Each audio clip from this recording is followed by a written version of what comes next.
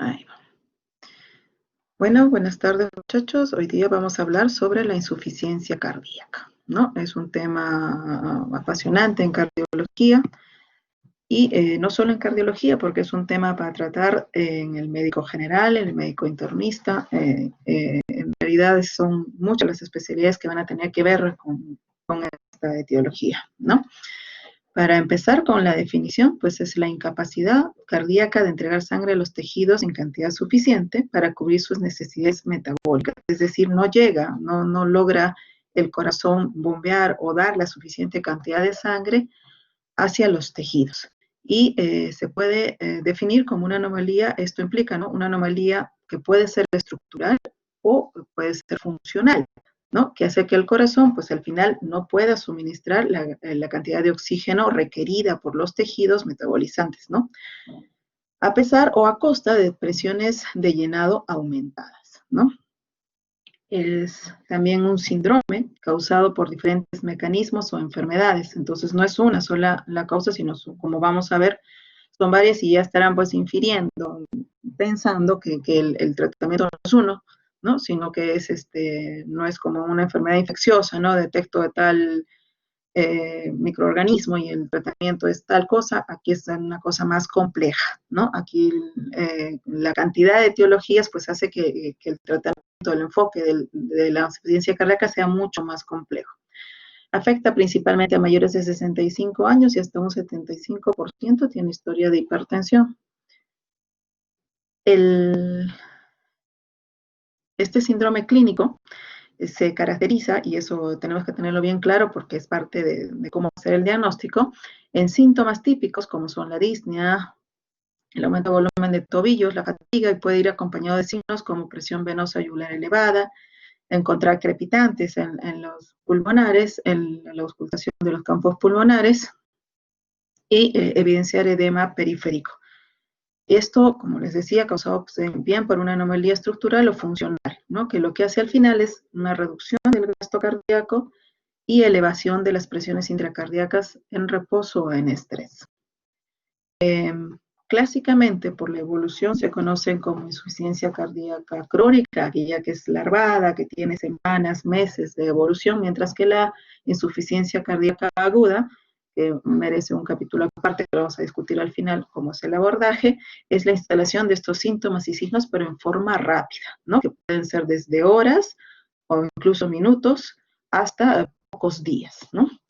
Por la presentación clínica, ¿no? Si afecta, si aumenta la presión en aurícula izquierda, tendremos lo que se llamaba, ¿no? Insuficiencia cardíaca izquierda. Si el aumento de presión está hacia la aurícula derecha, tendremos manifestaciones de insuficiencia cardíaca derecha, que son básicamente venoso periférico, mientras que la izquierda son hacia el pulmón.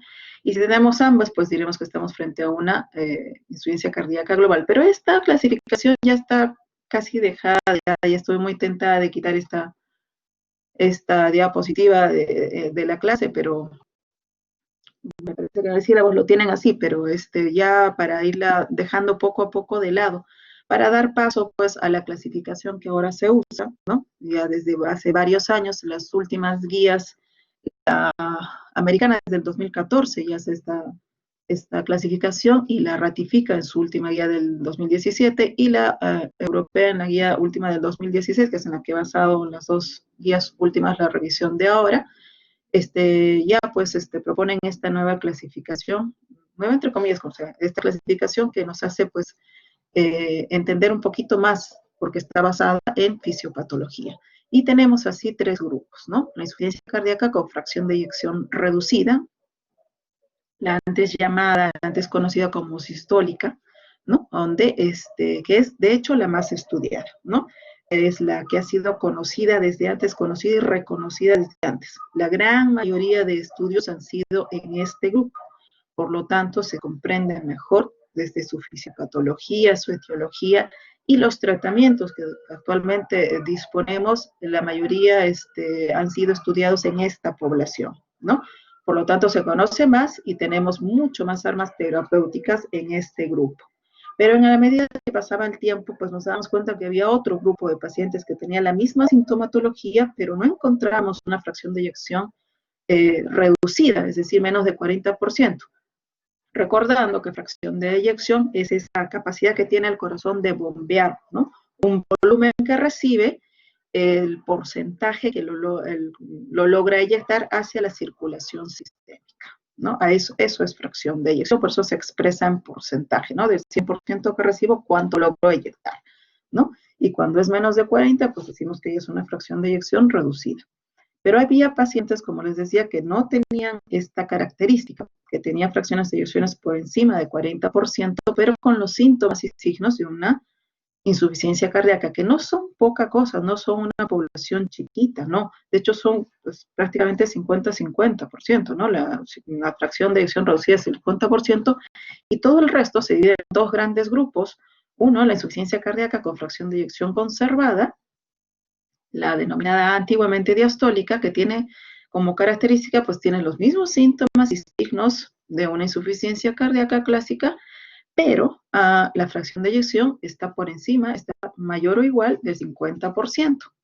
Pero encontramos cardiopatía estructural relevante, que puede ser, que se evidencia justo en la fase de diástole. Es decir, tenemos una relajación anormal de este ventrículo, una presión de llenado aumentada,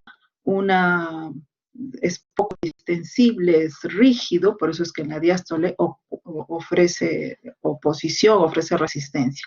Y la insuficiencia cardíaca con fracción de eyección media, ¿no? En que la fracción de eyección estaba entre 40 y 49. Este último grupo, inclusive menos conocido, ¿no? Pero las guías tanto americana como europea hacen mención a este grupo porque sí merece la pena estudiarlo. A veces es un grupo que viene, que antes fue de fracción reducida y que se va mejorando, ¿no? Su fracción de eyección y va entrando a esta media y ya merece una visión diferente, o no llega a ser pues por la fracción de eyección conservada y falta mucho estudio todavía para entender bien estos dos últimos grupos.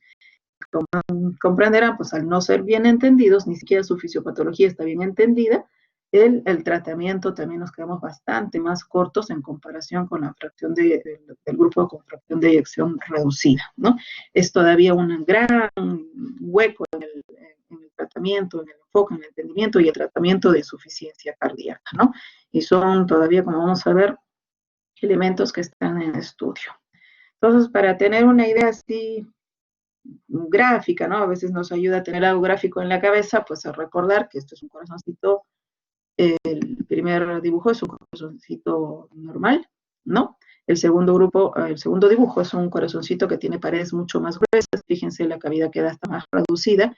Este es como un ejemplo para tener en la cabeza la imagen cuando la fracción de eyección es conservada o media, mientras que en la fracción de eyección reducida vamos a tener en mente pues una cardiopatía más dilatada, ¿no? Aumento de diámetros, paredes más bien disminuidas, y esta es por la clásica, ¿no? Cuando uno habla de insuficiencia cardíaca, la mente viene esta figura, ¿no? La clásica, como le digo, la más estudiada, la más entendida, pero no olvidarse que esto representa solo el 50% y que el otro 50% estamos hablando de mecanismos diferentes.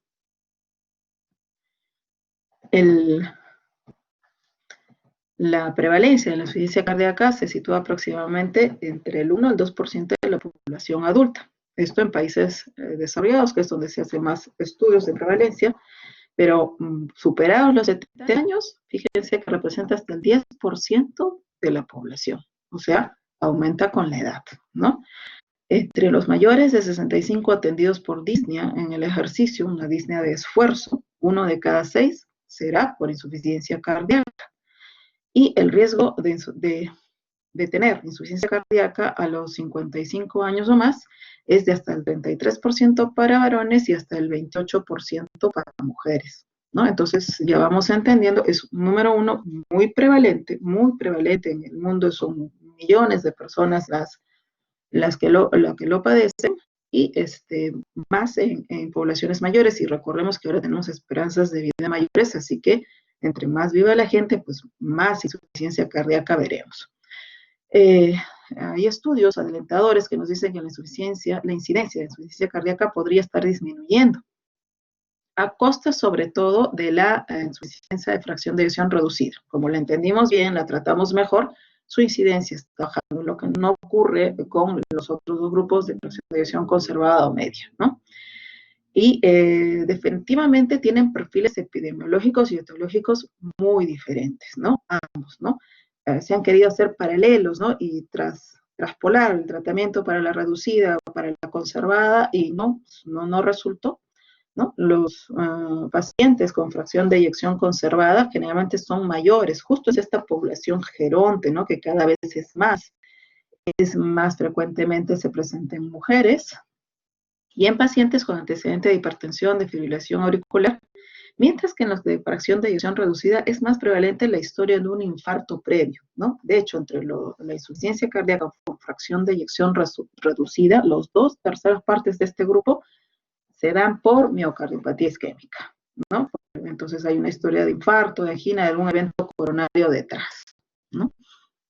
Y en los de fracción de eyección conservada, ahí sí me faltó colocarlo, y hay varios estudios últimos en los que antes se relacionaban solamente a la edad de hipertensión, ahora está siendo más fuerte la evidencia de que está relacionado con obesidad y con trastornos metabólicos, y parece que por ahí está el camino, ¿no? Parece que por ahí está el camino de las luces que estamos viendo al final del túnel en este grupo de pacientes, ¿no?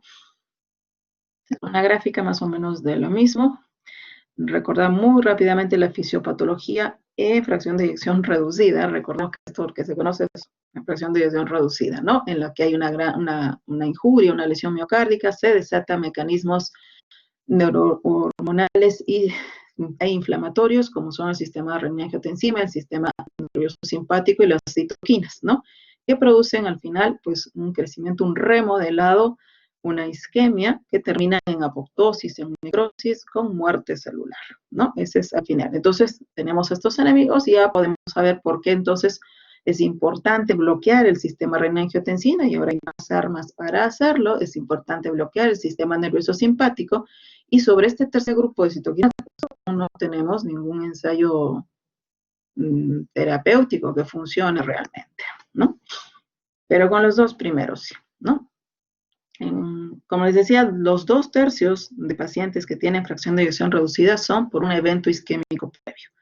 La historia más o menos es así, ¿no? Fíjense acá en la puntita, aquí se ha producido un infarto, por eso está coloradito más oscurito, esto es en las primeras horas, ¿no? Es la zona infartada, es la zona que irrigaba pues la arteria comprometida, pero en el tiempo, como les decía cuando hablábamos de infarto, viene la segunda fase en la enfermedad, que viene el remodelado. Entonces, que va adelgazando la zona que fue infartada y comprometiendo zonas aledañas, o sea, ya más allá de la zona que fue infartada en un inicio.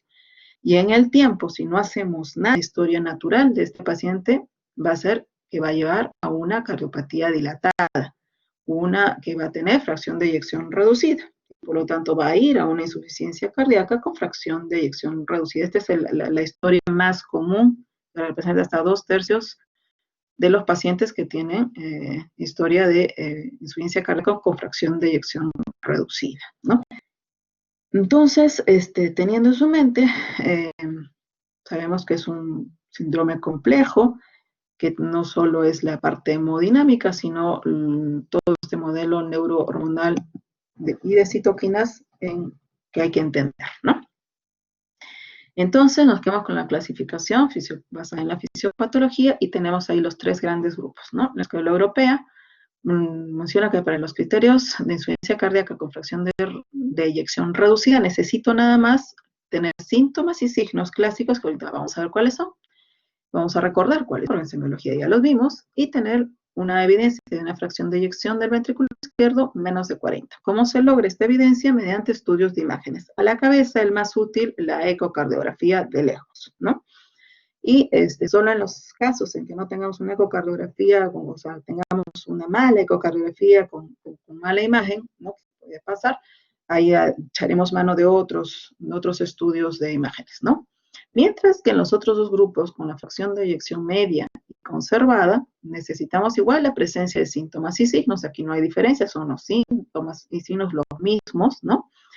Pero aquí en el estudio de imagen, pues encontraremos una fracción de eyección entre 40 y 49, y en la conservada mayor o igual a 50%. Entonces, Para decir que es una falla cardíaca necesito además evidencia de cardiopatía estructural, que puede ser laboratorial mediante el dosaje de péptidos natriuréticos elevados o demostrar que hay una enfermedad estructural cardíaca como una hipertrofia ventricular, ese corazón grueso, que les decía, ¿no? O dilatación de las aurículas o disfunción diastólica, ¿no? Entonces necesito eso extra para dar mi diagnóstico que estoy frente a una falla cardíaca con fracción de eyección conservada o media.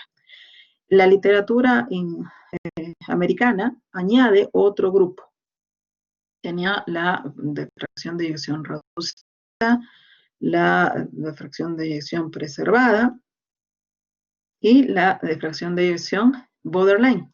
Pero él añade un cuarto grupo que es la mejorada, ¿no? Insuficiencia cardíaca con fracción de eyección mejorada. Es aquellos que estuvieron en el primer grupo de fracción de eyección reducida y que en algún momento superan el 40% de fracción de eyección gracias al tratamiento, la intervención, es decir, mejora, ¿no? Eso le pareció a los americanos aumentar ese grupo más a diferencia de la escuela europea que no, ¿no? Tenemos que tener en cuenta también que hay clasificaciones de acuerdo a la sintomatología del paciente y a la historia natural de la insuficiencia cardíaca. Por la noxa que fuera, va a ser una historia de enfermedad única el paciente y van a tener, como decíamos, todos los grupos tienen síntomas y signos similares, ¿no? Y es útil clasificar esta sintomatología, así como en fibrilación auricular hablábamos de la clasificación ERA, aquí se habla de la clasificación de la New York Heart Association, que en sus siglas en inglés es la NYHA, que luego decimos NIHA, ¿no? Entonces, NIHA 1, 2, 3 y 4, ¿no? Que se refiere a la presentación de síntomas, ¿no? Una vez que se presentan los síntomas, el paciente puede estar en un NIHA 1, es decir, que no tiene limitación para su actividad física, la hace en forma normal, no presenta ni disnea, ni fatiga, ni palpitaciones, que son los síntomas que los cuales vamos a preguntar. En de clase funcional 2 o NIHA 2 ya tiene una ligera limitación en la actividad física. En reposo está cómodo, pero al hacer una actividad física normal resulta en excesiva disnea, fatiga o palpitaciones. Por ejemplo, subir escaleras, caminar en pendientes son los ejemplos clásicos de clase funcional 2, ¿no? Que al hacer eso, las caminatas pues presenta disnea o palpitaciones o fatiga, ¿no? El clase funcional 3 o NIHA 3, aquí ya hay una marcada limitación. Está todavía cómodo en el reposo, o sea, en el reposo no hay síntomas, pero ya una actividad menor, que puede ser vestirse, que puede ser caminar en planito, ya a distancias pequeñas, ya hay sintomatología, mientras que en la clase funcional 4, incluso en reposo habrá la sintomatología. Entonces, las clases funcionales de NIHA, las clases funcionales son referente a los síntomas nada más. Diferente de los estadios de la insuficiencia cardíaca, que son de la A a la D, que es la historia natural de la enfermedad, ¿no? En el estadio A son pacientes que tienen nada más factores de riesgo para desarrollar insuficiencia cardíaca, pero no hay anormalidad ni estructural y mucho menos síntomas. En el estadio B ya hay anormalidad estructural, ¿no? Pero el paciente aún está asintomático. En el estadio C, pues hay anormalidad estructural y ya a partir del estadio C los síntomas. Mientras que el estadio D ya es el terminal, aquel en que todos los esfuerzos terapéuticos persiste, a pesar de todos nuestros esfuerzos, persiste la sintomatología, ¿no? Es ese paciente en el que ya estamos en etapa refractaria, ¿no? Y esta es la historia natural de la enfermedad. O sea, el paciente que ingresa a insuficiencia cardíaca va a hacer ese camino. Va a ser ese camino del estadio A hasta el estadio D. Y la importancia de entender esto es que debemos actuar desde aquí, desde el estadio A, ¿no? Reconociendo estos pacientes que tienen factores de riesgo y ya interviniendo en ellos, ¿no? A pesar de que están asintomáticos, ¿no? Y vamos a ver cómo hacerlo. Y de esa manera es que es una de las estrategias que ha mejorado pues la morbimortalidad y la incidencia de falla cardíaca en estos pacientes. En cuanto a las etiologías que tenemos que tener en cuenta, son muy variadas. Habrá aquellas en las que directamente el miocardio, es decir, será dependiente la insuficiencia cardíaca de un miocardio enfermo. A la cabeza, la enfermedad cardíaca isquémica, ¿no?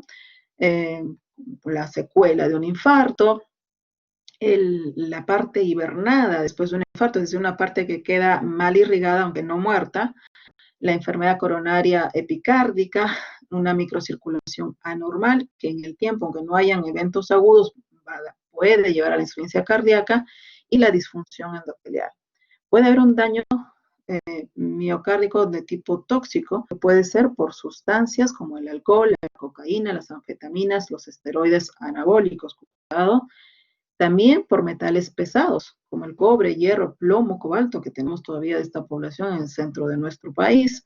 Medicación, sobre todo fármacos citostáticos, ¿no? Aquellos como la antraciclina, que se usa para tratamiento de cáncer de mama, por ejemplo, y fármacos inmunomoduladores, ¿no? Los anticuerpos monoclonales, los interferones, que son usados en reumatología, en procesos como los tratamientos biológicos que conocemos, ¿no? Para cáncer, para reumatología, también son depresores y pueden hacer daño miocárdico tóxico. La radiación, entonces ahí, fíjense que la patología oncológica está muy metida, ¿no? Tanto en farmacología como en la radioterapia, ¿no? Pueden causar daño tóxico miocárdico. También pueden dañar directamente el miocardio, mecanismos de tipo inmunomediado o inflamatorio, ¿no? Que pueden estar relacionados a procesos infecciosos, que pueden ser bacterianos, parásitos como la enfermedad de Chagas, o virales, ¿no? Como el VIH y el nuevo coronavirus también lo ha dado, o de infección de por medio, que pueden ser nada más tipo inflamatorio, como miocarditis linfocítica, como enfermedades autoinmunes, como la enfermedad de Graves, que pueden dar daño miocárdico directo. Enfermedades infiltrativas, ¿no? Que pueden ser como la amiloidosis, la sarcoidosis, alteraciones hormonales, como las afecciones tiroideas pueden dañar también el miocardio, las afecciones nutricionales, como deficiencias de tiaminas, creatina, deficiencia de hierro, calcio, ¿no? Y alteraciones genéticas, ¿no? Tenemos familias con miocardiopatías dilatadas, con miocardiopatías no compactadas, etcétera, etcétera, que pueden tener el daño miocárdico directo causantes de insuficiencia cardíaca. Pero no solo el daño miocárdico directo te puede dar insuficiencia cardíaca, también sobrecargas, ¿no? Condiciones de sobrecarga, que pueden ser sobrecargas de presión o sobrecargas de volumen. A la cabeza, la hipertensión, ¿no? La hipertensión que puede aumentar grandemente la poscarga y llevar a una insuficiencia cardíaca, incluso aguda en la crisis hipertensiva. Podemos tener las valvulopatías, también están aquí metidas, sobre todo la aórtica, sobre todo las insuficiencias, ¿no? Que van a generar una sobrecarga de volumen, y enfermedades congénitas como las que hacen shunt, izquierda-derecha, que sobrecargarán de volumen también el lado derecho, ¿no? Y enfermedades que pueden dar restricción, tipo pericárdico, tanto la pericarditis constrictiva, cuando el pericardio se pone grueso, o el derrame pericárdico importante, o otros tipos de endomiocárdicas que lo que hacen son patrones restrictivos del corazón, ¿no? Estados de gasto alto como una anemia grave, la sepsis, la toxicosis, o sobrecargas de volumen que pueden darse en insuficiencia renal, por ejemplo, o incluso de tipo iatrogénico, cuando se nos va la mano al hidratar a un paciente. Y las causadas por arritmias, ahí están los dos extremos, tanto las taquiarritmias como las bradiarritmias pueden llevarnos a insuficiencia cardíaca. Entonces vemos este abanico grande de posibilidades etiológicas, ¿no? ¿Y cómo hacemos el diagnóstico? Entonces debe estar basado en la presentación clínica y en los exámenes o pruebas complementarias. Los síntomas, sabemos que algunos son más típicos y algunos signos que son más específicos, es decir, tendrán más valor diagnóstico, mientras que habrá otros menos típicos y menos específicos que pueden presentarse pues más en otras enfermedades. Entonces, buscar siempre estos típicos porque nos van a ayudar mucho. ¿Y cuáles son? Disnea, pero asociada a ortopnea y a disnea paroxística nocturna. Entonces, no se contenten nada más con la idea, con la historia de que te diga que tiene disnea de esfuerzo, sino pregunten con cuántas almohadas duerme. Si al echarse le falta el aire, tendremos ortopnea. Si al acostarse, luego de 2 horas se despierta de golpe, disnea paroxística nocturna. Tolerancia al ejercicio disminuida, la fatiga, el cansancio, necesita más tiempo para recuperarse del ejercicio, ¿no? Antes jugaba sus 2 partidos de fútbol, ahora uno y ya le cuesta, y al aumento de volumen en tobillos. Y en cuanto a los signos, la presencia de una presión venosa yugular elevada, la ingurgitación yugular, el reflejo hepatoyugular y el tercer sonido cardíaco tan, tan, tan, tan, tan, tan, a la hora de auscultar, el ritmo del galope, ¿no? Y a la hora de palpar, un impulso ventricular izquierdo, un choque de punta desplazado lateralmente, es decir, más allá de la línea medioclavicular, más abajo del quinto espacio intercostal izquierdo, ¿no? Esos son los más específicos, pesarán más a la hora de hacer mi diserción diagnóstica. Menos típicos son una tos nocturna, sibilancia, sensación de hinchazón, pérdida de apetito, confusión, sobre todo esto en los ancianos, ¿no? Cuidado con los ancianos, siempre hacen cuadros clínicos más atípicos. Decaimiento, palpitaciones, mareo, síncope, hipendopnea, que viene a ser la sensación de falta de aire cuando se agachan a atarse los zapatos o a ponerse los zapatos. Y signos menos específicos, el aumento de peso, 2 kilos en más de 2 kilos en una semana, ya tiene que hacer pensar en que está reteniendo líquido, ¿no? O al revés, cuando es una insuficiencia cardíaca avanzada, pueden llegar a la pérdida de peso, incluso a la catexia, ¿no? La presencia de soplos cardíacos, el edema periférico, los crepitantes en pulmones, la presencia de derrame pleural, taquicardia, pulso irregular, taquipnea, hepatomegalia, citis, extremidades frías o liguria, o presión de pulso estrecha, es decir, una diferencia, ¿no?, entre sistólica y diastólica más pequeña. Entonces, teniendo toda esta gama de síntomas y signos, voy a sospechar la presencia de una insuficiencia cardíaca. Y fíjense que la ortopnea, la disnea paroxística nocturna, que no es difícil de preguntar cuando yo hago una anamnesis, ¿no? Y no es como la ingurgitación yugular, el choque de punta desplazado y la presencia de tercer ruido tienen hasta 70 a 90% de especificidad. Eso es altísimo. Lo malo es que tienen solo de 11 al 55% de sensibilidad. ¿Por qué? Porque no preguntamos por ortopnea, por disnea paroxística nocturna, y no tocamos, ¿no? De frente ocultamos, entonces se nos pasa a palpar el choque de punta, y como no hay mucha experiencia, pues, en ocultación se nos pasa ese tercer ruido, y por eso que la sensibilidad es baja, ¿no? Tratar de escuchar todo lo que podemos escuchar para tener más sensibilidad, pero preguntar todo lo que tenemos que preguntar. Y dentro de los exámenes auxiliares será la ecocardiografía. Recuerden que la división entre fracción de eyección reducida, conservada, media, me la va a dar la imagen, ¿no? Y la ecocardiografía va a la cabeza. Entonces se evaluará la función sistólica, y dentro de la evaluación sistólica está la fracción de eyección. Hay otros parámetros también. La función diastólica, que me servirá para sustentar mi insuficiencia cardíaca con fracción de eyección media o conservada. Podré medir cavidades, veré la función y la estructura de las válvulas, la presencia o no de hipertensión pulmonar o hasta de trombos. La electrocardiografía, si bien es cierto, no me va a dar el diagnóstico, pero tiene un valor negativo de peso. Es decir, que un EKG normal hace improbable que sea una insuficiencia cardíaca con fracción de eyección reducida. Entonces yo sospecho, ¿no?, una fracción de eyección reducida en un EKG normalito, ya tengo que pensar en otra cosa, ¿no? Y también me sirve para ver la morfología y el QRS, que también me orientarán parte del tratamiento. Péptidos natriuréticos, ¿no?, que estarán elevados en los casos de insuficiencia cardíaca. En nuestro medio son poco usados porque nuestros laboratorios no están tan implementados. Hay otras realidades en las que nosotros, por ejemplo, tenemos más acceso a la ecocardiografía que a un péptido natriurético. Hay otras realidades que tienen más acceso al péptido natriurético que a la ecocardiografía, ¿no? Y de acuerdo a eso también va a variar nuestros enfoques. La radiografía, que no es sensible, pero me va a dar datos sobre todo de congestión pulmonar, o ver otras posibilidades de disnea, ¿no?, como son el EPOC, la fibrosis, presencia de tumores, también me ayudará. Y sobre todo la utilidad fuerte de la radiografía está en la presentación aguda. Y cuando puedo hasta inferir la presión capilar pulmonar, cuando lo primero que era son los vasos apicales que se igualan a los basales, estarán en una presión capilar entre 13 a 17. Sí, vamos mejor en los ejemplos, ¿no? Si esta redistribución de la vasculatura, esta es una radiografía normal. Fíjense cómo la vasculatura se va hacia abajo principalmente, se dibuja hacia abajo o hacia el frente. En el caso de congestión pulmonar, predomina o se iguala, o peor, predominan los apicales. Aquí ya está mis presiones están más aumentadas, estarán ya entre 18 y 22 milímetros de mercurio. Si encuentro líneas B de Kerley, como es este caso,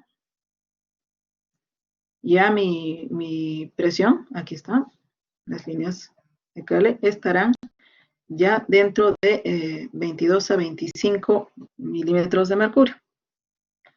Y cuando ya tengo el edema alveolar, las famosas alas de mariposa, ya estaré por encima de 25 milímetros de mercurio. ¿Ya?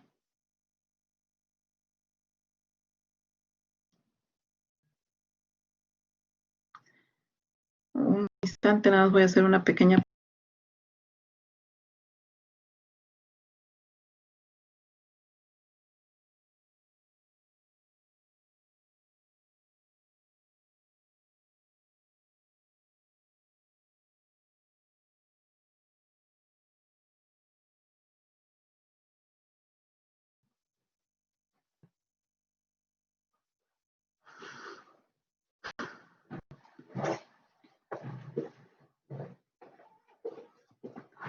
Ok, entonces continuamos. Además, es útil y últimamente se están usando más los estudios de ultrasonido torácicos, es decir, una ecografía de tórax que nos ayudan también a evaluar la congestión pulmonar y la presencia de un derrame pleural. Y el ultrasonido en vena cava inferior que ayuda a evaluar la volemia en pacientes con insuficiencia cardíaca. Pero todavía la radiografía de tórax tiene más valor que el ultrasonido, pero últimamente se está desarrollando más y en el tiempo veremos pues si termina siendo más útil que la radiografía. El, el uso, ¿no?, del péptidos natriuréticos BNP o proBNP en insuficiencia cardíaca están en el transcurso de toda la historia de insuficiencia cardíaca, ¿no? Estamos desde el estadio de prevención. Ya las guías americanas nos dicen que es una forma de seguir a estos pacientes que están asintomáticos, que están en estadios A o B. Podría seguirlos pues a través, además de estudios ecocardiográficos y la clínica, a través del dosaje, ¿no?, de los péptidos natriuréticos. Y en pacientes que ya están sintomáticos, es decir, estadios C o D, me va a servir del diagnóstico de la descompensación y también del seguimiento y pronóstico de estos pacientes, ¿ya? Los pacientes ya no solamente va a servir para el diagnóstico, sino también para el pronóstico y los pacientes hospitalizados, ¿no?, o los que se descompensan, también será un parámetro para decidir el alta de estos pacientes, ¿no? Entonces, en un uso amplio, ¿no?, de la prevención hasta el seguimiento de estos pacientes. Y otros exámenes que ayudan serán pues el sodio, que de acuerdo a la fisiopatología, pues el paciente retiene sodio y agua, entonces el sodio va a estar aumentado, pero curiosamente muchas veces cuando lo medimos aparece falsamente bajo y eso es por dilución, ¿ya? Entonces tener cuidado de aparece sodio bajo, no reponerlo, porque en realidad ese paciente tiene harto sodio en su cuerpo. Y si hay compromiso renal, pues vigilar potasio, urea, creatinina, depuración de creatinina y eso es muy probable que la insuficiencia cardíaca curse con un síndrome cardiorrenal, es decir, que afecte la función renal. Y la congestión hepática puede darme una hepatopatía tipo congestiva y encontraré pues el perfil hepático también alterado. Pruebas de función tiroidea, hemograma, hemoglobina, buscando estas alteraciones que son, que están dando pues insuficiencia cardíaca con metabolismo aumentado, ¿no? Otros estudios de imágenes como la resonancia, cuando la ecocardiografía tenga mi paciente una mala ventana, es decir, que yo no puedo obtener una buena ventana con la ecocardiografía, el cateterismo cardíaco, la angiografía coronaria, cuando se esté sospechando pues que sea una enfermedad coronaria, pruebas de perfusión miocárdica, lo mismo cuando se esté sospechando una etiología coronaria, ¿no? Y como que no es, que lleva buena parte de la etiología de estos pacientes, las pruebas de esfuerzo que me sirven también para buscando isquemia en estos pacientes, pero también para hacer el régimen, para planificar el régimen de ejercicio de estos pacientes en su rehabilitación, para planificar o para poner en claro bien en qué estadiaje está, también es útil. La ecocardiografía transesofágica será sobre todo para la evaluación de más fina, pues, de valvulopatías, ¿no? Y el ecoestrés, la misma función de las pruebas de perfusión miocárdica, ¿no? Entonces, tenemos un paciente con sospecha de insuficiencia cardíaca por la presentación clínica. Primero vamos a los pacientes, acá estamos hablando de la presentación no aguda, ¿no? Después vamos a hablar de la aguda. Entonces, este paciente que va por consulta externa, ¿no? Y tenemos que hacer una historia, ¿no? Una historia preguntando si hubo un infarto previo, si hay antecedentes en la familia, exposición pues a radioterapia, quimioterapia, ¿no? Y los signos y síntomas ahondando en aquellos clásicos, recuerden ortopnea, disnea paroxística nocturna, y haré un examen físico en que buscaré también los signos clásicos, ¿no? Y hacemos un electrocardiograma. Esto es lo básico, lo primero que hace es hacer historia, electrocardiograma.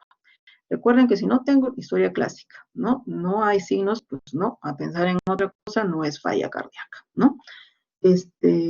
Pero si tengo, hay sospecha, ¿no? De que sí, estoy frente, me ayudará pues a hacer bien péptidos natriuréticos, ¿no?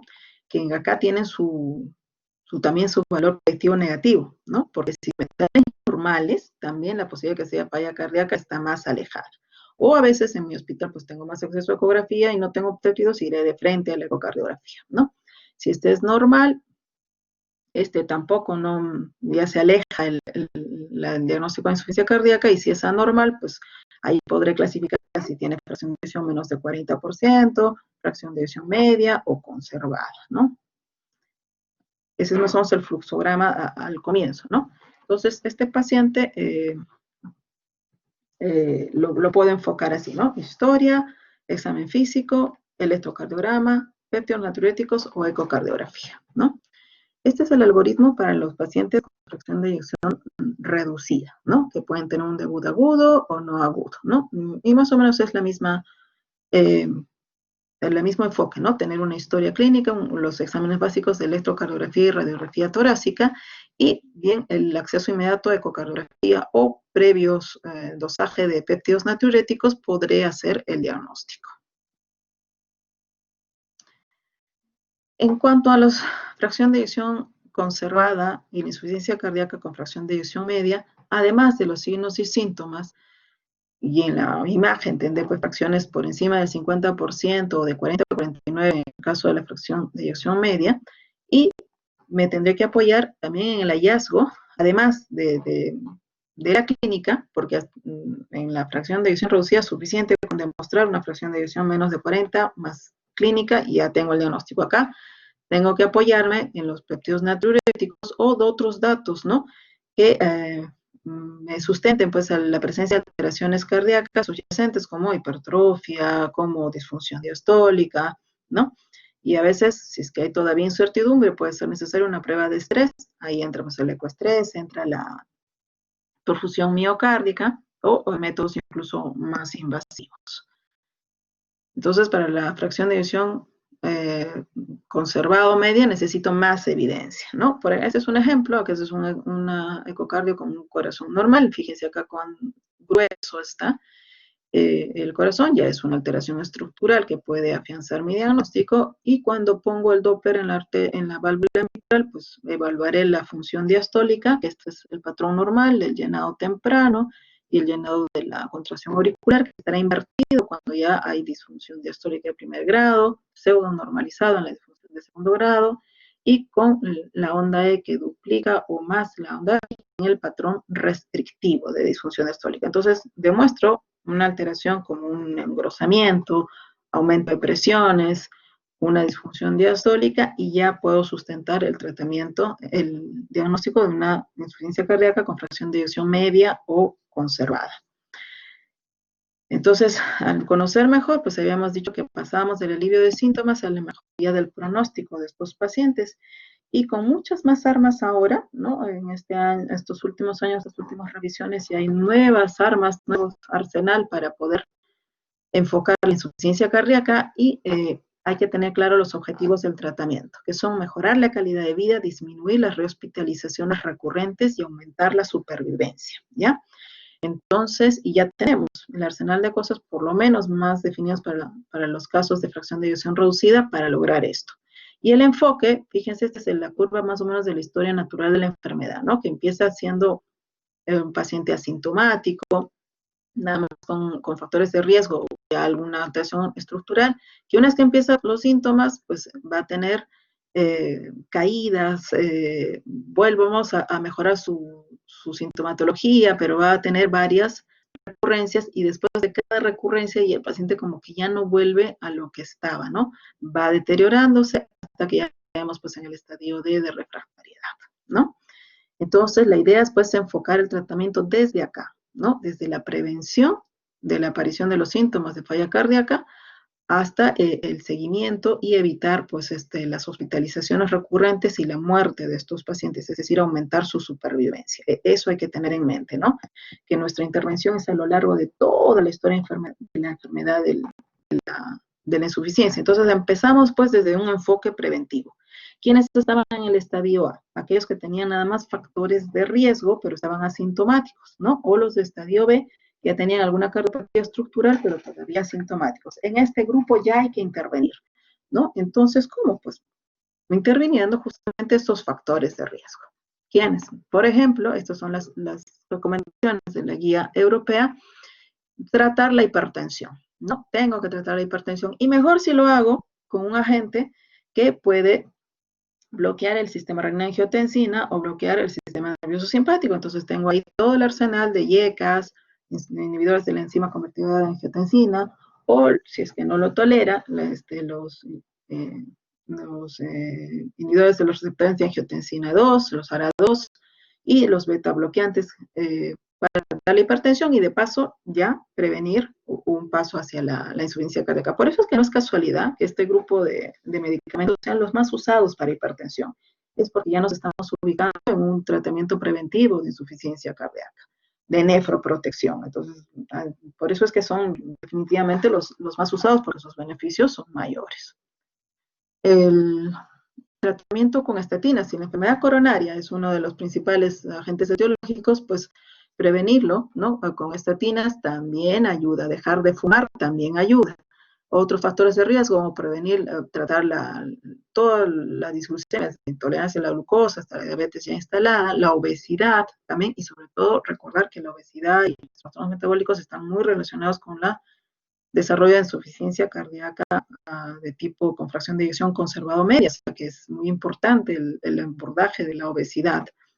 Si es paciente diabético, vamos a ver que el uso de los nuevos medicamentos como la empaglifosina, que son, vamos a desarrollarlos más tarde con detalle, son, actúan a nivel del túbulo proximal, logrando una que no se absorbe la glucosa por un cotransportador que es de sodio y glucosa, lo bloquean, por lo tanto tenemos glucosuria. Y este nuevo mecanismo pues ha demostrado en pacientes diabéticos prevenir o retrasar la aparición de insuficiencia cardíaca. Y vamos a ver que al momento de esta guía, pues en 2016 estaba probada su eficacia solo en pacientes diabéticos, ¿no? Entonces, por eso que se recomendaba el uso de estos medicamentos en diabéticos, que retrasaba la aparición o de plano, pues evitaba la insuficiencia cardíaca. Pero ahora se está ampliando este concepto y probablemente ya no sea solo para pacientes diabéticos, sino ya como un medicamento, un arsenal más para insuficiencia cardíaca, incluso en pacientes no diabéticos, ¿no?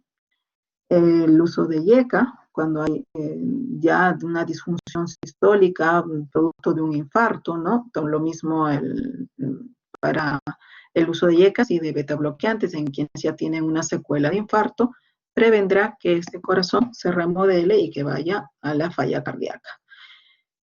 La mejoría de síntomas se logra con digitálicos, con diuréticos, con inhibidores de ECA, beta bloqueadores, bloqueadores de receptor de angiotensina, que era nuestro arsenal clásico, ¿no? Y dentro de estos, la sobrevida habían logrado los inhibidores de ECA, los beta bloqueadores, la espironolactona y los bloqueadores de receptores de angiotensina. Pero ya tenemos ahora tratamientos novedosos que vamos a ver que nuestro arsenal se ha aumentado. O sea, tienen ahora más para estudiar. Y vamos a empezar con el tratamiento de la insuficiencia cardíaca con fracción de eyección reducida, que es la que más se conoce, la que está más sustentada, tiene más estudios, etcétera, etcétera, ¿no? Para recomendar, pues, los inhibidores de la enzima convertida en angiotensina, los YECAs, ¿no? Combinados con un beta bloqueador, que están en ese grupo, nebivolol, carvedilol, mesoprolol, bisoprolol, son los 4 que han demostrado, reducen el riesgo de hospitalizaciones por insuficiencia cardíaca y la muerte. Y recomiendan pues empezar con uno de ellos, YECA, luego añadir el otro beta bloqueador o beta bloqueador luego YECA.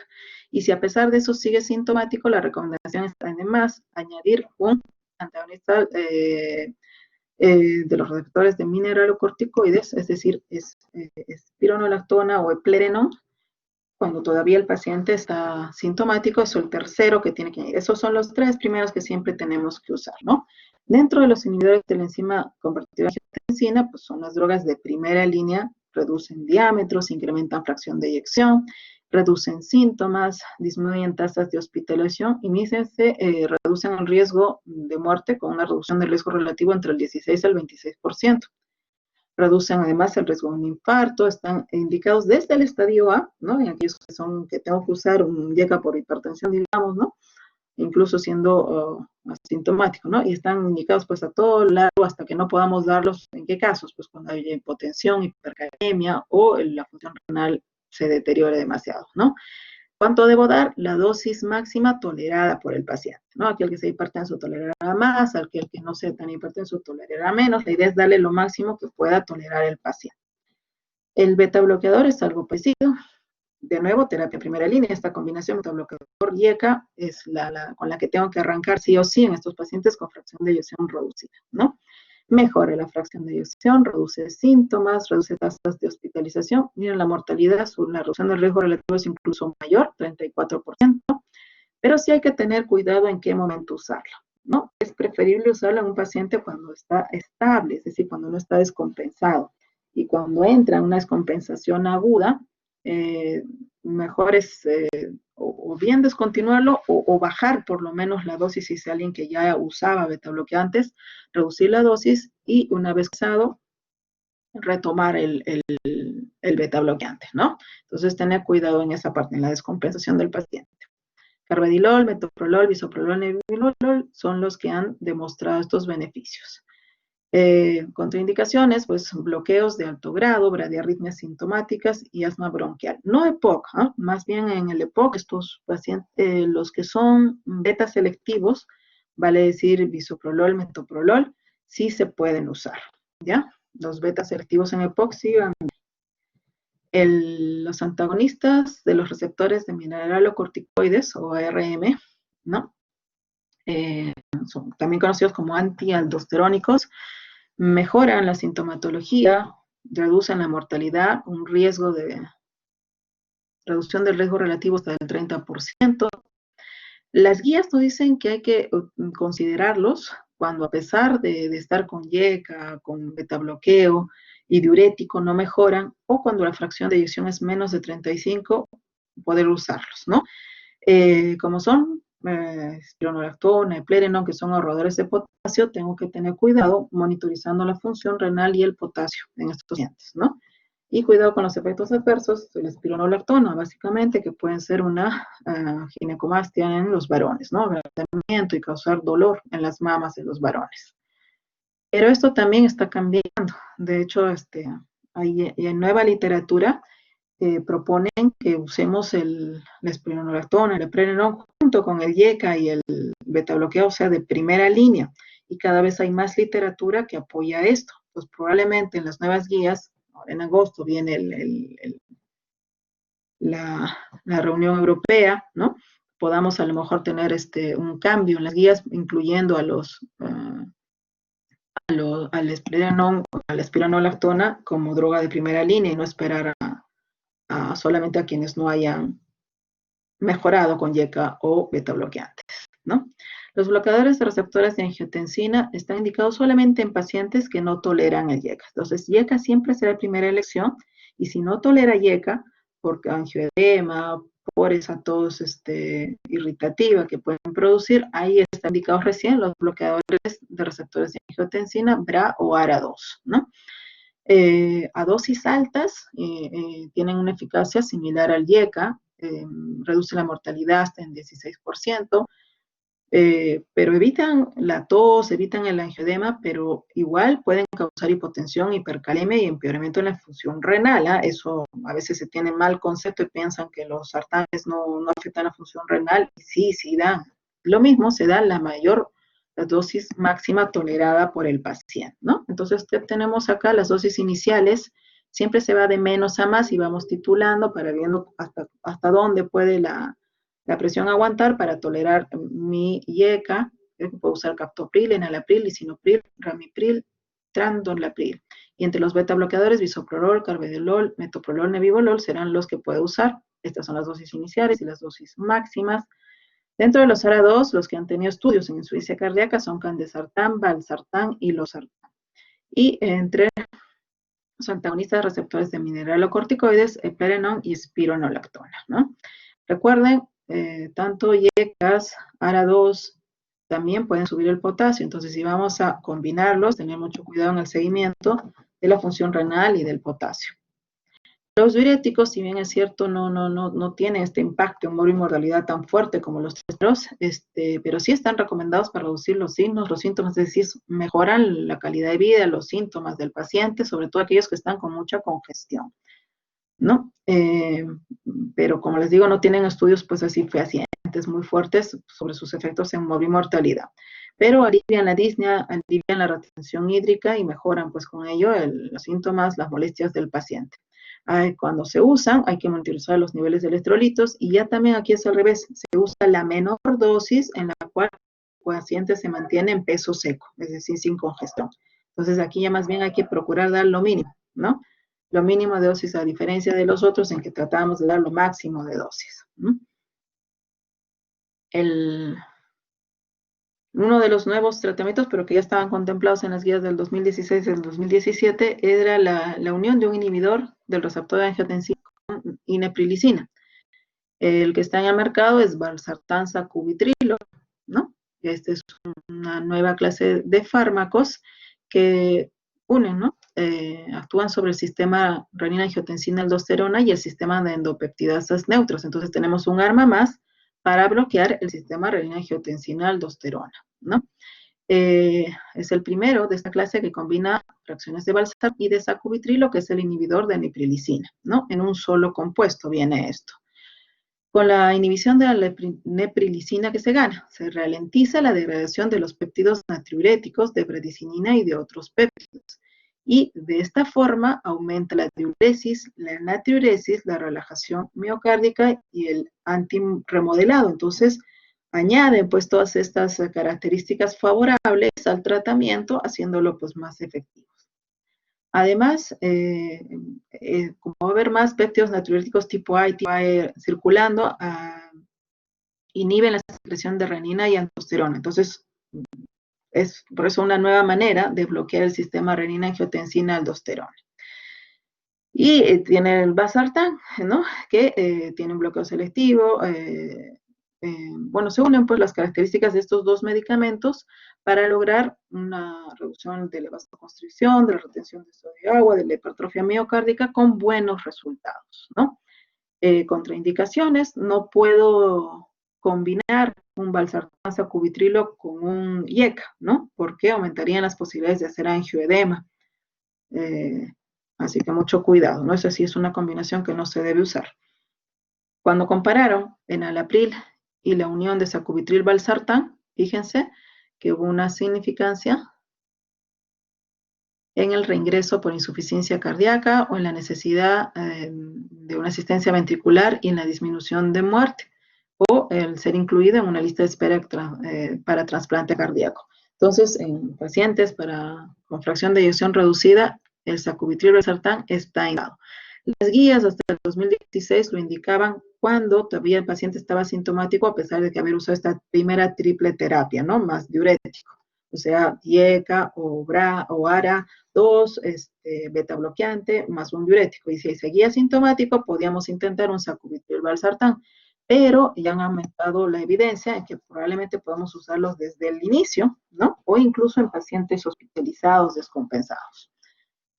La ibabradina, que es un inhibidor del canal IF, baja la frecuencia cardíaca inhibiendo el canal IF en el nódulo sinusal. Por eso es que se debe emplear en pacientes solamente cuando están en ritmo sinusal, es decir, ya no puedo usarlos con fibrilación auricular en otros escenarios, ¿no? Y están indicados cuando la fracción de eyección es menos de 35 y con la primera medicación, pues no tuve resultados. Está contraindicado el beta bloqueo, por ejemplo, los asmáticos, también puedo usar esto, ¿no? Entonces, se añaden al arsenal sacubitrilo valsartán y la ibabradina en estos pacientes, y esas son sus dosis mínimas y sus dosis máximas. La digoxina sigue siendo usada, no mejora mortalidad, pero reduce tasas de hospitalización, indicada en pacientes con fracción de eyección menos de 45 que no toleren el beta bloqueo, y aquellos que permanezcan sintomáticos a pesar de dar todo el primer arsenal, ¿no? Y cuando son fibrilados también nos ayudan al control de la frecuencia cardíaca en ellos. En la población de raza negra, la unión, un dinitralacina más un dinitrato de isosorbate también redujo la mortalidad y las hospitalizaciones por insuficiencia cardíaca, pero se ha estudiado solo en este tipo de población. Los ácidos grasos, los omega 3, el efecto es pequeño e incierto, no están indicados. La warfarina solamente para los casos de fibrilación auricular. Más bien estos pacientes sí deben ser vacunados contra neumococo e influenza, ¿no? Los pacientes con falla cardíaca.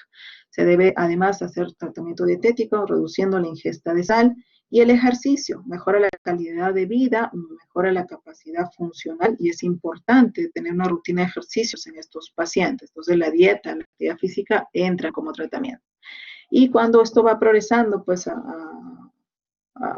va complicando más o no tengo respuesta a los primeros tratamientos médicos, hasta lo que hemos descrito hasta ahora se le llama como tratamiento médico óptimo, ¿no? Es todo lo que hemos dicho hasta ahora.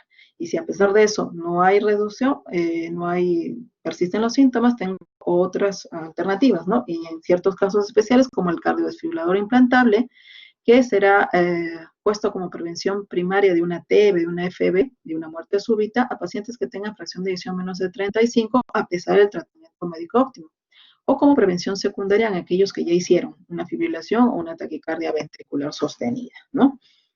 Resincronización en aquellos que tengan un QRS menor de 0,13, mejor indicado en aquellos que tengan más de 0,15 y que tengan el tipo de bloqueo rama izquierda. Para hacer esta resincronización, pues vuelve otra vez a que este corazón vuelva a tener sincronía, porque cuando pierden pues, esta sincronía, o cuando tienen una contracción asincrónica, llevan un mal vaciamiento e insuficiencia mitral. Si la etiología es isquémica, pues estará contemplada la revascularización por cirugía o intervencionismo, la reparación mitral cuando haya esta insuficiencia mitral de tipo fisiológico por dilatación del ventrículo o trasplante cardíaco o dispositivos de asistencia ventricular en los estadios refractarios, en los estadios D.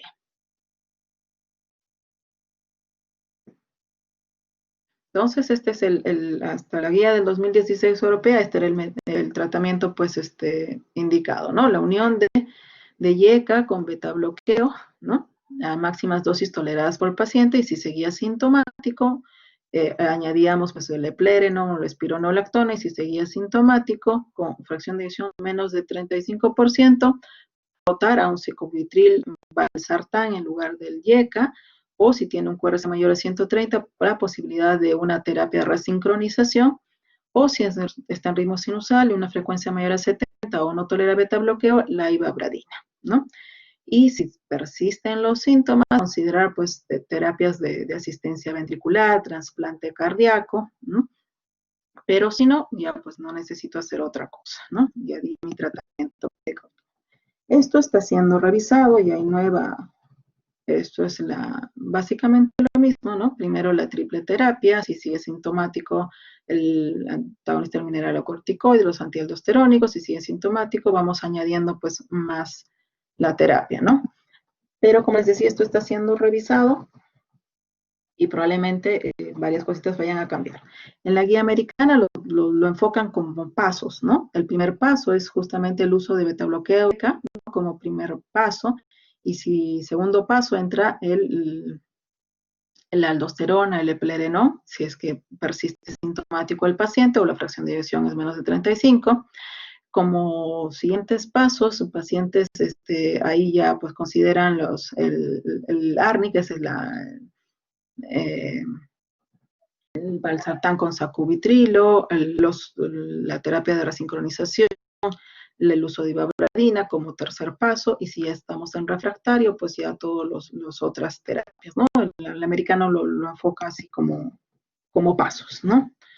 Pero como les decía, ya está habiendo un debate, ¿no? Si es que no tenemos que dar ya los tres desde el inicio, es decir, YECA, beta-bloqueo y los antagonistas receptores de mineralocorticoides, ¿no? La espironolactona, el eplerenol, y ya hay evidencia, probablemente demos este cambio luego, ¿no? Que demos los tres desde el inicio y no esperemos a que solo dos de inicio, ¿no? O el, el paciente para usar el valsartán sacubitrilo, también en los pacientes de nuevo o en los pacientes hospitalizados, ¿no? Porque solo se había considerado en aquellos en los que iban mal después del YEC al beta bloqueo, ¿no? Entonces ya hay estudios, ¿no? Que han demostrado que en pacientes hospitalizados de reciente diagnóstico o incluso descompensados va bien el valsartán sacubitrilo. Y en aquellos ambulatorios, que puede ser terapia de primera elección también, el valsartán sacubitrilo. Obviamente, se imaginarán un medicamento nuevo, el costo es bastante más alto que un IECA, ¿no? Eso hay que tenerlo en cuenta también, ¿no? Nos emocionamos con el estudio, pero a la hora de la hora, pues tienen valores demasiado altos. O dentro de los tratamientos novedosos también está tratamientos, como han visto que muchos de ellos retienen potasio, la insuficiencia renal pues hace que no podamos, pues a veces te ponen el pero para poder usar esta terapia. Y este tratamiento de patiromer, que es un polímero de intercambio de cationes, es para evitar justamente la hipercalemia y es un tratamiento que puede ser usado ambulatoriamente, es muy prometedor para poder, entonces de ahí tendremos ya pues más posibilidades de usar nuestra terapia. Y lo que les había dicho, los inhibidores del cotransportador de sodio glucosa tipo 2, ¿no? En un principio se vio su efecto en pacientes diabéticos, pero que ahora se han ampliado el estudio y están varios estudios en marcha, ¿no? Para demostrar que estos medicamentos que fueron utilizados primero nada más como antidiabéticos orales, y se vio en el camino pues que tenían efectos sobre la insuficiencia cardíaca, ¿no?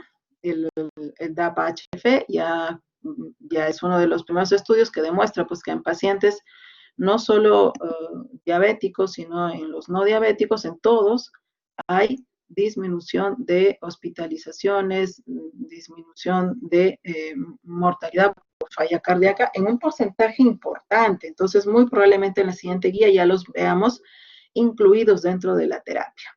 Entre otro tratamiento novedoso está el uso del evolocimbendan, que siempre lo usamos, que ya venía siendo usado para insuficiencia cardíaca aguda, descompensada, pero ahora se ha visto un uso que se puede en los pacientes, sobre todo en los estadios D avanzados, dando una terapia a esta dosis de 0,2 microgramos kilo minuto durante 6 horas, y cada 15 días en los hospitales de día, estos pacientes pueden tener mejor calidad de vida, ¿no? También probablemente los veamos incluidos en las siguientes guías, pero todavía no. Y toda esta variedad de tratamiento, en comparación con el tratamiento de fracción de eyección conservado media, pues queda chiquito, ¿no? Esta es la parte que no. Todavía aquí no hay ni hay un entendimiento fisiopatológico bueno, y tampoco hay un tratamiento que haya demostrado disminución de morbimortalidad en este grupo de pacientes con fracción de eyección conservada o media.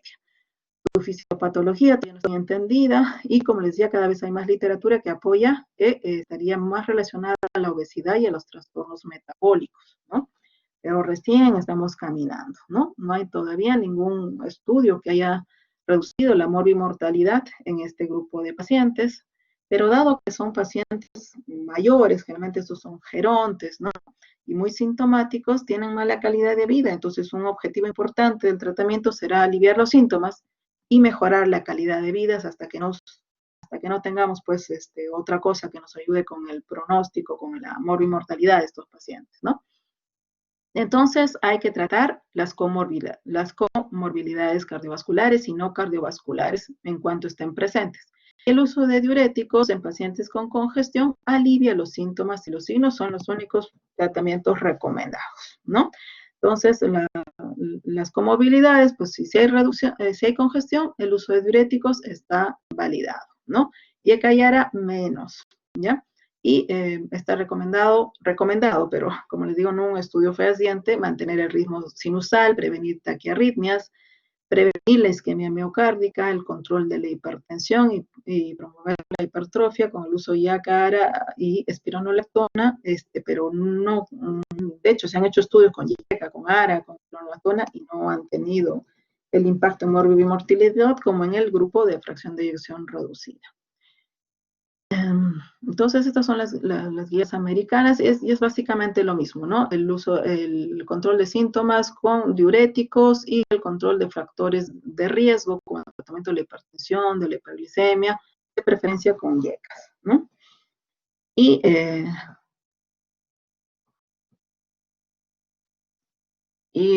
se tenía un poquito de esperanza con este sacubitril valsartán y se probó, ¿no? Se fue muy esperado este estudio Paragon para ver si había efecto en los pacientes con insuficiencia cardíaca con fracción de eyección conservada, pero fue un fracaso, ¿no? En resumidas cuentas, no funcionó. Sacubitril valsartán no funcionó para fracción de eyección conservada, así que ese es un gran vacío pues en nuestra farmacopea que no podemos todavía cubrir. Y para terminar, la insuficiencia cardíaca aguda, que habíamos dicho ya que era el inicio rápido de síntomas y signos, es decir, un descompensamiento en horas o días, ¿no? Un empeoramiento de signos, si ya los tenía, empeora los síntomas, o de frente una aparición de nuevo, es decir, alguien que no tenía síntomas, aparecen los síntomas de un momento a otro, ¿no? Y resultan en la necesidad de una terapia urgente porque es potencialmente mortal, ¿no? Entonces, pueden ser de tres tipos: una cardíaca agudamente descompensada, es decir, alguien que ya tenía insuficiencia cardíaca crónica, es el mayor grupo que se descompensa agudamente. Esos representan hasta el 70% de pacientes. Un 5% estará representado con los estadios D, los que tienen ya insuficiencia cardíaca avanzada, y un 25% serán de novo, es decir, que no tenían. Un ejemplo clásico de esto es un infarto de miocardio, una miocarditis aguda, una cardiopatía periparto, una crisis hipertensiva, por ejemplo, ¿no? Entonces, factores desencadenantes: el síndrome coronario agudo, taquiarritmias, el aumento excesivo de una presión, una crisis hipertensiva. Pueden ser también aspectos infecciosos, la falta de adherencia, la mala dieta con mucha ingesta de sal, de fluidos, bradiarritmias, sustancias tóxicas donde el alcohol, las drogas están a la cabeza, o fármacos desde AINES hasta quimioterapia cardiotóxica pueden desencadenar, ¿no? Un EPOC descompensado, una embolia pulmonar, cirugías o complicaciones preoperatorias también, el impulso simpático, el daño cerebrovascular, hasta puede haber una causa mecánica como digamos, la ruptura de pared libre, un síndrome coronario agudo, la ruptura de un músculo papilar, etcétera, etcétera. De acuerdo a la presentación clínica, vamos a detectar y vamos a hacer los grupos, a clasificar los grupos de acuerdo a su perfil clínico hemodinámico, que fueron planteados por la doctora Lynn Stevenson en pacientes que estaban a la espera de trasplante, y ese estudio chiquito que hizo ella, pues terminó teniendo un impacto tremendo, y así como ahora tratamos, gracias a esta doctora, tratamos a nuestros pacientes en estos parámetros clínicos hemodinámicos, ¿no? Y para ponernos en uno de estos 4 cuadrantes, tenemos que evaluar la presencia de congestión y la presencia de hipoperfusión. Y la mayoría es con métodos clínicos nada más. ¿Cómo evaluamos la presencia de congestión? Cuando haya congestión pulmonar, ortopnea, disnea, paroxística nocturna, habrá congestión venosa con vista en la ingurgitación yugular, en la patomegalia congestiva, incluso a la presencia de ascitis y del reflujo hepatoyugular. Si tengo estos parámetros clínicos, diré que mi paciente está congestivo, diré que está húmedo o mojado, como dicen otros. Y si tiene signos de hipoperfusión, que lo ven en extremidades frías y dolorosas y sudorosas, oliguria, confusión mental, mareo, presión de pulso estrecha y laboratorialmente con un lactato aumentado, diré que mi paciente está hipoperfundido, es decir, que está frío. Entonces, armaré los parámetros caliente-seco, caliente-húmedo, frío-húmedo o frío-seco, ¿no? Y de acuerdo a eso, ¿para qué sirve eso? Para moderar mi tratamiento, ¿no? Para eso sirve. Entonces, son los parámetros en que yo decido si hay congestión, si hay hipoperfusión. Si estoy dentro de un infarto de miocardio, se usa la clasificación Killipi-Kimball. Killipi-Kimball clase 1 es decir que es un infarto, pero sin signos de falla cardíaca. Clase 2, Killipi-Kimball 2, es un muerto y ya con signos de insuficiencia cardíaca, con presencia de estertores y tercer ruido, o galopán, de tan, tan, tan, tan. Y ya será clase funcional 3 si ya está en edema agudo de pulmón y clase Killipi-Kimball 4 cuando ya esté en shock cardiogénico, es decir, esté húmedo y frío. Entonces, tengo que hacer una historia de emergencia rápida para valorar los síntomas, una historia cardiovascular previa, determinar desencadenantes potenciales, evaluar los signos de congestión y de hipoperfusión básicamente, y los exámenes auxiliares que me ayudarán serán el electrocardiograma, con su valor predictivo negativo. Recuerden que la radiografía, aquí es donde tiene su mayor valor, la ecocardiografía, los péptidos natriuréticos y la troponina, la urea, creatinina, glucosa, gases arteriales, un perfil tiroideo, también me pueden ayudar, ¿no? Entonces hay que hacer un diagnóstico precoz, establecer el perfil clínico, dónde estoy, si está congestivo, si está húmedo, o si está seco húmedo, si está frío caliente, y hacer un monitoreo que tiene que ser al inicio no invasivo. Pocos voy a necesitar un monitoreo invasivo, ¿no? Y determinar el factor desencadenante para ir dirigiendo ya mi tratamiento más específico. Entonces, sospecho en paciente una insuficiencia cardíaca aguda, y si estoy en un shock cardiogénico, es decir, está frío, tiene signos de hipoperfusión y está congestivo, está húmedo, tendré que ir a una asistencia circulatoria farmacológica o mecánica. Si está en insuficiencia respiratoria, tendré que hacer oxigenoterapia, que irá desde cánula hasta ventilación mecánica, ¿no? Y para pensar en el factor desencadenante, ayuda esta ayuda memoria, CHAMP, ¿no? Pensar en un síndrome coronario agudo, que es una de las más frecuentes, una emergencia hipertensiva, arritmia, causa mecánica aguda o una embolia pulmonar, ¿no? Y de acuerdo a eso, iré manejando a mi paciente. Entonces, los criterios para que ingrese a una unidad de monitoreo mayor, cuidados intensivos o cuidados cardíacos, será la necesidad de intubación, los síntomas de hipoperfusión, la saturación menor de 90 a pesar del suplemento de oxígeno, el uso de músculos accesorios, es decir, una insuficiencia respiratoria, ¿no? O una descompensación hemodinámica con frecuencias extremas, menos de 40, más de 130, o una presión sistólica menor de 90. Entonces, la oxigenoterapia debo corregirla, voy desde los no invasivos, con una máscara de reservorio, Venturi para los EPOC, y si con esto no logro corregir, tendría que ir a una ventilación mecánica que podrá ser invasiva o no invasiva. Y este es el flujograma de atención, ¿no?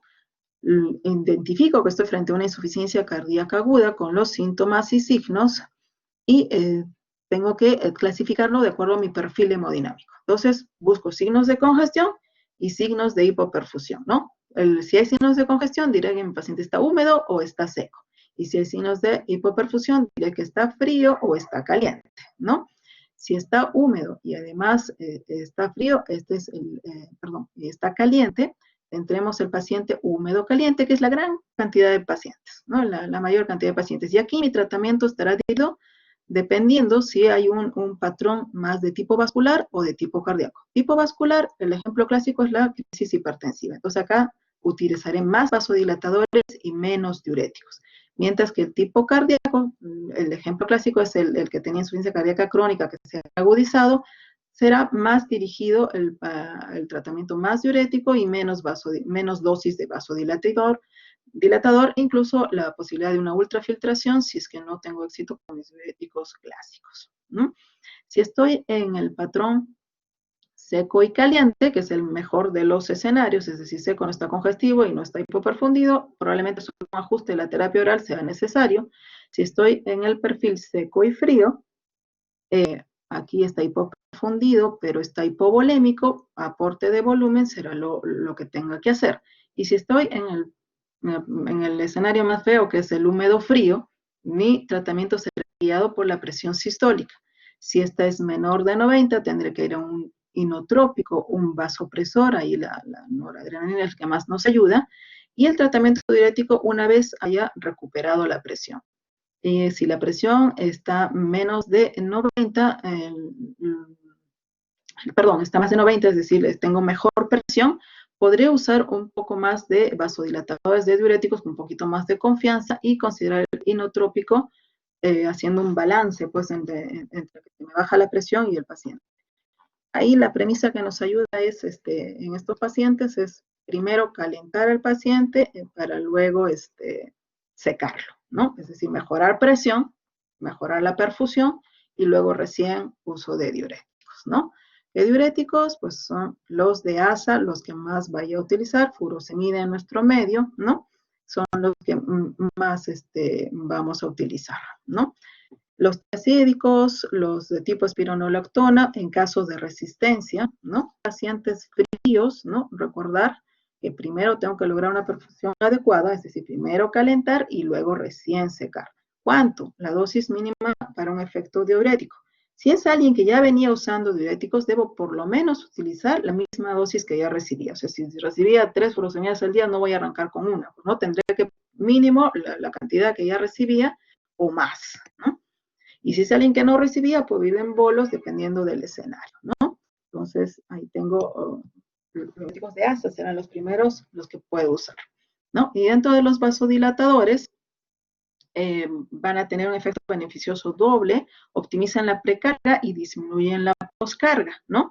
Pero el parámetro, el límite, aunque yo puedo usarlos o no, será la presión, ¿no? Una presión con menos de 90 milímetros, una presión sistólica menos de 90, o haya una hipotensión sintomática, ahí no podré usarlo. Ahí tendré que primero mejorar, ahí mi vasodilatador tendrá su par. ¿Cuáles tengo a la mano?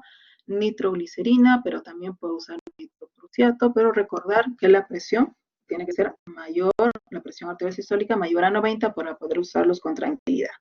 Nitroglicerina, dinitrato isosorbide, nitroprusiato, nesiritide son los que tengo a disposición. La gran ventaja de la nitroglicerina es que se puede usar en renales y la ventana de dosis es muy, muy amplia. Y cuando el paciente esté frío y necesite inotrópicos, pues ahí es dobutamina, dopamina, levosimendan, a los que podré utilizar a la cabeza, ¿no? Y si necesito vasopresores, los que es la noradrenalina, la que tiene más evidencia de uso y muchas veces voy a tener que combinar, ¿no? Una noradrenalina con una dobutamina para lograr un mejor efectivo, ¿no? ¿A qué me ayudan estos? A calentar mi paciente. Estos están indicados cuando hay signos, cuando el paciente está frío, ¿no? Cuando el paciente está hipoperfundido. Ahí entra el vasopresor, ahí entra el inotrópico y calienta a mi paciente para recién poder utilizar el diurético y secarlo después, ¿no? Entonces, dobutamina, levosimendan, dopamina, inhibidores de la fosfodiesterasa 3 son los que tengo que usar y estos están en orden de preferencia, ¿no? Pero preferible es una dobutamina, un levosimendan antes que una dopamina y un inhibidor de la fosfodiesterasa. Y en vasopresores, la noradrenalina es de hecho la más utilizada. Además de hacer profilaxis de tromboembolias y para eso será mejor una heparina de bajo peso molecular.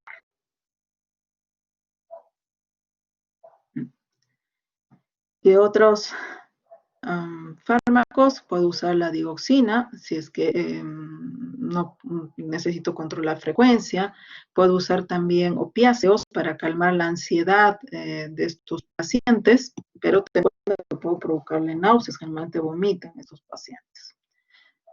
Y estos pacientes, una vez que si fue un crónico descompensado, pues tratar de que su tratamiento de base, ese tratamiento médico óptimo, sea conservado en su mayoría, o bajar dosis, pero reinstalarlo lo más máximo posible. Y si es alguien que no utilizaba, pues considerar después de la emergencia, después del evento agudo, la posibilidad de introducir estos medicamentos que, recuerden, a lo largo, la morbimortalidad la van a poder reducir, ¿no?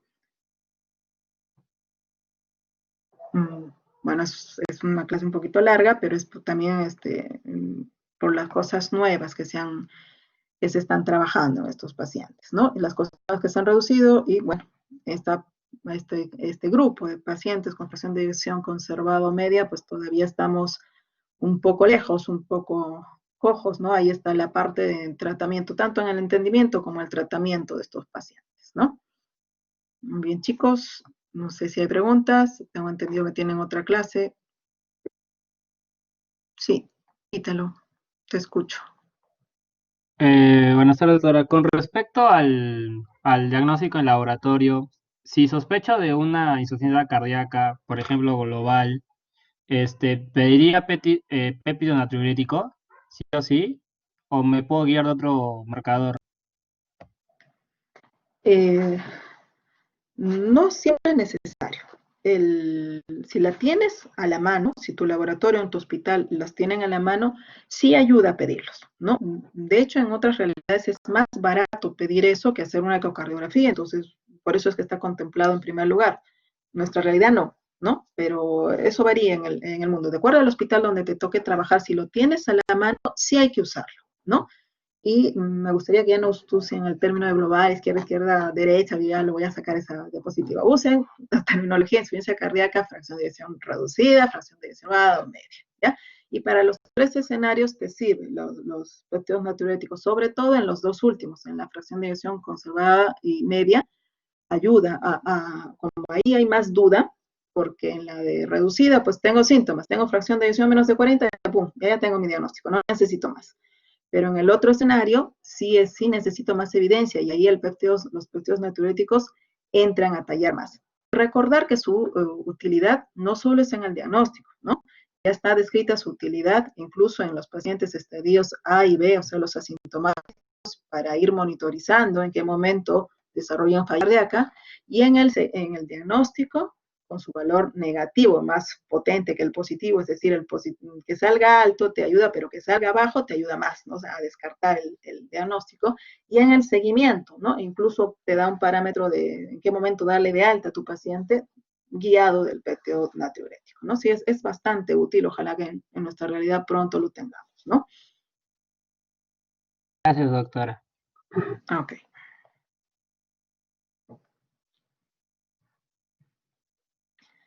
Pero recuerden que el pilar es clínica. El pilar son síntomas, son signos y la evidencia, pues, de la fracción de eyección, ¿no? Pero en muchos de los casos, solo con síntomas y signos, ya vamos a empezar a actuar. O sea, yo no voy a esperar una ecocardiografía si mi paciente está saturando 80, yo no voy y está la presión en 200, ya tengo que actuar, estoy frente a una crisis hipertensiva, ¿no? Ya no, yo no voy a esperar un cuestionario teorético que tenga que mandar la muestra a Lima para actuar, ¿no? Con clínica nada más, ya yo puedo tomar decisiones, como lo han visto en los flujogramas de acción, son bastante prácticos, son basados en clínica más que en laboratorio.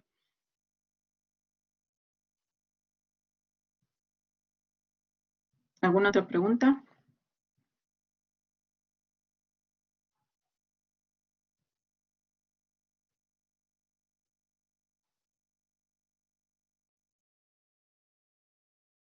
Recordar que tenemos ya para la fracción de eyección, para la insuficiencia cardíaca con fracción de eyección reducida, las cosas más claras, teniendo como pilares los tres, IECA, beta bloqueador, espironolactona, plereno, ¿no? Esos tres que probablemente, como les digo, haya un cambio en que ya podamos usar los tres de primera elección, pero por ahora la recomendación es usar IECA, beta bloqueo, y si a pesar de eso tengo síntomas, añado la tercera. El ARA2 entra solo cuando no tolera el IECA, y esta es la gran mayoría de pacientes. Con esas tres cosas voy a manejarlos bastante bien. Y el diurético para mejorar síntomas y signos de hipervolemia a la menor dosis tolerada, ¿no? A la menor dosis en que yo pueda mantener un peso seco del paciente, ¿no? Entonces, en fracción de eyección reducida tengo nuevo arsenal, tengo valsartán, sacubitril, tengo nuevas parámetros y estos inhibidores del cotransportador sodio-glucosa, que son estos hipoglicemiantes nuevos, que primero en un estudio en el que todo medicamento, ¿no?, para el diabético tiene que demostrar que no haga daño, ¿no? Y en haciendo el estudio con la empaglifosina para que no haga daño, se dieron cuenta que no solamente no hacía daño, sino que a diferencia de muchos otros hipoglicemiantes, mejoró las hospitalizaciones, retrasó la aparición de insuficiencia cardíaca a tal punto con valores tan auspiciosos que se han ya embarcado, pues de hecho están ya indicados en el diabético, pero ya están los estudios en la carrera pues para incluir en los pacientes no diabéticos y probablemente ya los tengamos incluidos en la siguiente guía, ¿no? Una vez que terminen estos estudios, ¿no? Ya el DAPA-HF ya terminó con dapaglifosina, pero ya los de empaglifosina están ya en fases terminales y parece confirmando pues los hallazgos del primer estudio, ¿no? Y tengamos más arsenal para ofrecer a estos pacientes. Y en los de fracción de eyección conservada o media, pues todavía el manejo de factores de riesgo. Y ayuda a recordar el clasificar a mi paciente en los parámetros de húmedo, seco, frío, caliente, ¿no? Que son clínicos nuevamente, para hacerlos poniendo la mano, escuchando, ocultando, tomando presión, tomando pulso, y puedo, encasillando a mi paciente en uno de estos 4 perfiles hemodinámicos, ya, o sea, la gran utilidad de estos es que son fáciles de hacer y segundo, guían mi tratamiento. Por eso tienen esta utilidad tan fuerte, ¿no? Estos parámetros hemodinámicos que han desplazado métodos más invasivos que antiguamente usábamos para hacerlos más clínicos, más prácticos, más al alcance de nosotros y con muy, muy buenos resultados. Entonces, en agudo, mis parámetros hemodinámicos, húmedo, seco, frío, caliente, y de acuerdo a donde cayó, va guiada mi tratamiento, ¿no? Y es mucho más claro el enfoque de estos pacientes. ¿Alguna otra pregunta?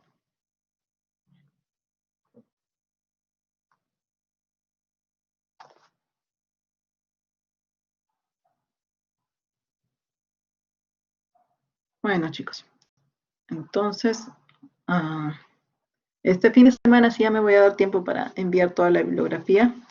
Hoy día todavía tengo guardia y lo voy a poder hacer. Entonces, damos por terminada la clase. Ahora vamos a detener la grabación.